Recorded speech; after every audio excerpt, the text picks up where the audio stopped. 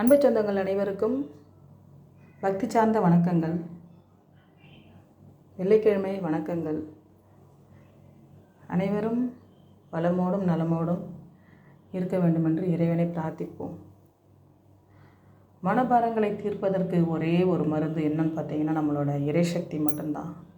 இறைசக்தியை நாடினா மட்டும்தான் நமக்கு மன நிம்மதி கிடைக்கும். நம்ம மனுஷால்கிட்ட நம்ம சொல்கிறத விட இறைவன்கிட்ட சொன்னால் மட்டும்தான் எந்த ஒரு விஷயத்துக்குமே தீர்வு கிடைக்கும். சில மனிதர்கள் அவசரப்பட்டு எடுக்கிற விஷயங்களால் நிறைய விஷயங்கள் பாதிக்கப்பட்டு, அதனால் கூட இருக்கிற நம்மளுமே நிறைய பாதிக்கப்படுறோம்.